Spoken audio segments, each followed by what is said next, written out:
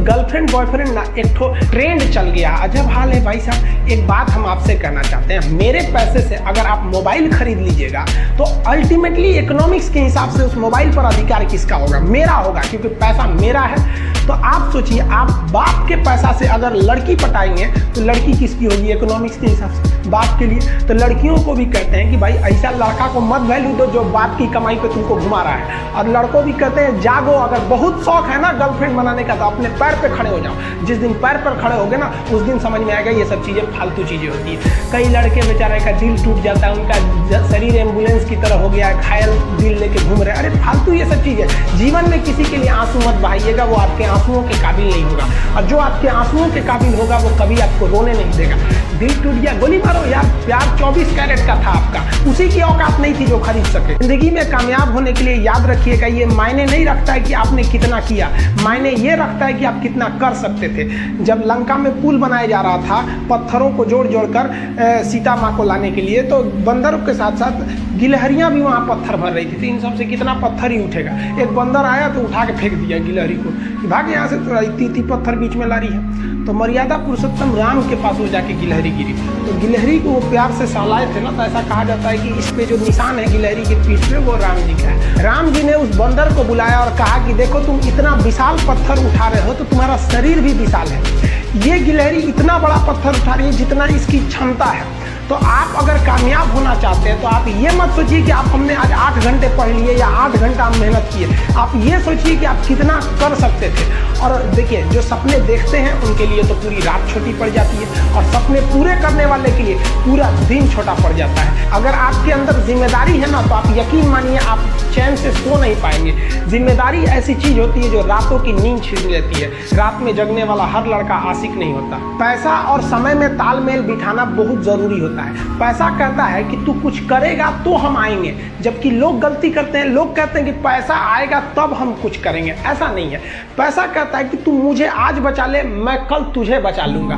पैसा बेशक भगवान नहीं है और ना ये आपके साथ ऊपर तक जाएगा, लेकिन पैसा जब तक आपके साथ है ना तब तक आपको नीचे गिरने नहीं देगा। देखिए, पैसा जीवन में बहुत कुछ है, बहुत कुछ, लेकिन पैसा सब कुछ नहीं है। इंसानियत मायने रखने चाहिए। समय के साथ आप कभी खिलवाड़ मत कीजिएगा। दुख की बात यह है कि समय बहुत कम है, लेकिन सुख की बात यह है कि अभी भी समय है। लेकिन समय के पास इतना समय नहीं है कि आपको दोबारा समय देगा। वक्त नहीं लगाइए आपको यह निर्धारित करने में कि क्या करना है, वरना वक्त निर्धारित कर देगा आपका क्या करना है। हम सबकी सबसे पहली जो शिक्षक होती है वो माँ होती है, इसलिए माँ का शिक्षित रहना बहुत जरूरी है। अगर कोई शिक्षित माँ है तो वो कभी भी अपने बच्चे को शिक्षा से दूर नहीं करेगी। मेरा ये हरगिज़ कहना नहीं है कि जिसकी माँ अशिक्षित है उसका बेटा पढ़ा लिखा नहीं होगा। मेरी माँ आज भी अनपढ़ है, आज भी उससे 1 रोटी मांगते हैं ना तो वो 2 रोटी दे देती है। दुनिया की सबसे अच्छा अलार्म जो होता है वो माँ होती है। आप कहिएगा सुबह 7 बजे उठाने के लिए, वो आपको 6 बजे ही उठा देगी और कहेगी बेटा 8 बज गया आपको। इस दुनिया में आपको सबसे बेहतरीन ढंग से जानती है कोई तो आपकी माँ। वो और दुनिया से आपको 9 महीने पहले से जान रही होती है। कहा जाता है कि मेरे नसीब में एक भी गम न होता अगर मेरी तकदीर लिखने का हक मेरी माँ को मिला होता है। माँ बचपन से पाल के बड़ी होती है। आइए यही ना है छोटका, बड़ा होके क्या बोलेगा? My wife my life. गजब बबुआ गजब। इतना उम्र पे छोड़ दी रहती माई ना तो कुत्ता नोच के खा गया रहता। बड़ा होके कहेगा माई वाइफ माई लाइफ। कभी भी माँ बाप से आप ऊंचे आवाज़ में बात नहीं कीजिएगा, वरना आपको शिक्षित कहलाने का कोई अधिकार नहीं है। और बाप जो होता है ना बड़ा खुददार इंसान होता है, कभी बोल नहीं पाता। माँ तो बोल भी देती है ना, बाप बोल नहीं पाता है। जेब खाली रहने के बावजूद मैंने बाप को कभी ना कहते नहीं देखा।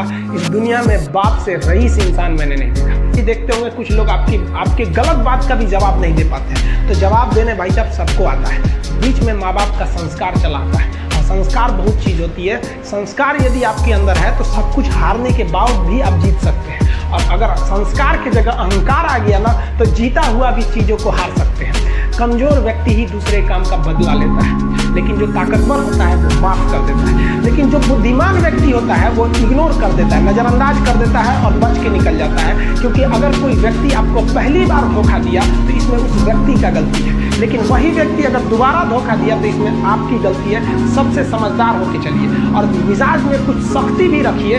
लोग पी जाते अगर समंदर खारा नहीं होता तो थोड़ा सा सख्ती भी बना के रखना चाहिए। इस दुनिया के कुछ दस्तूर हैं, आप किसी के लिए कितनी भी भलाई कर दे वो याद नहीं रखेगा, ये दुनिया का दस्तूर है। और आपकी गलती को कोई भूलेगा भी नहीं, इसे आप बुरा नहीं मानिए, ये दुनिया का दस्तूर है, इसे आप चेंज नहीं कर सकते।